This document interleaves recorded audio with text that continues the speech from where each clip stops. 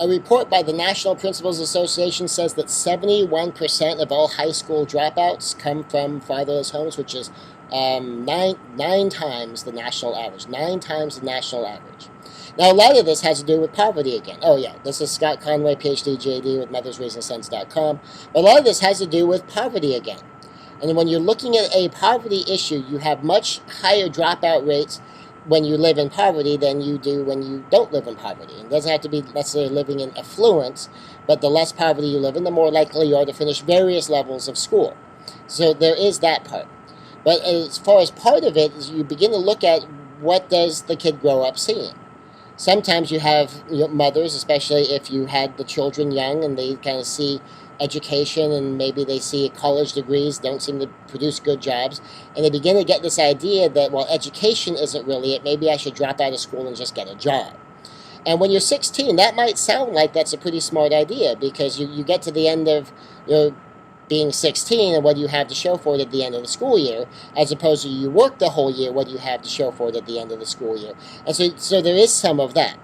So being able to instill the value of education, and understand the value of education is to be educated. And for your child just to grow up with a basic fundamental, this is the world just expects a high school diploma. They just expect it.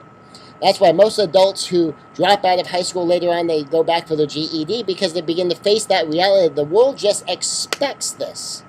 And so if your child can grow up with this idea that you're just expected to get your high school diploma, that if you don't get your high school diploma, if that's not what you do, they're going to look at you like you're bottom of the barrel, and you are not bottom of the barrel. You are a great kid who is at least average. Because if you look at the whole bell curve distribution, if you figure, okay, 75% of these people are going to have their high school diploma, do you ever want to show up in life and announce, oh, I'm in this bottom 25%? Out of the randomly selected people in this country, I'm the worst out of any given 4. You don't want to do that. And even in that worst of everyone, and this is an old stat for the number of people who used to drop out, then they go back and they get their GED because they begin to realize in their 20s, like, oh, that was stupid. So, well, you're way smarter than that. So you can finish right away. And then help your child move forward. Now, sometimes the dropout is because school is getting too difficult and too frustrating.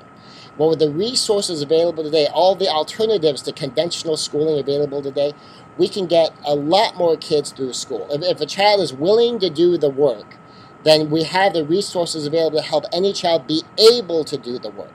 And finishing this high school diploma is important, and it's something that we need to help all of our kids do.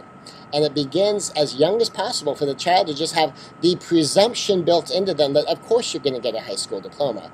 That's pretty obvious. The question is, are you going to do college? And the higher up the socioeconomic ladder you go, the more obvious it is, of course, you're going to get a college degree. Because about 1 out of 3 people will actually finish a 4-year college degree or more, and 2 out of 3 will actually go take some college.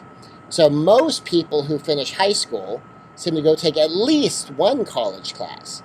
And let your child know that this is just kind of a normal thing, and treat it like it's not a super huge deal. It's not all that difficult. You just have to stick around and do minimums, and you can totally handle this.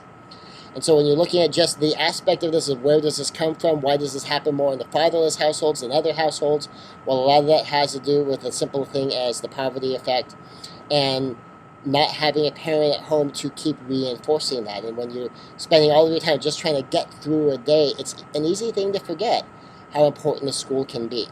And for your child to just have instilled into them that basic idea that high school graduation is fundamental. I mean, that's just foundational. Of course you're going to do that. And help your child understand that moving forward. And this is a pretty easy statistic to beat.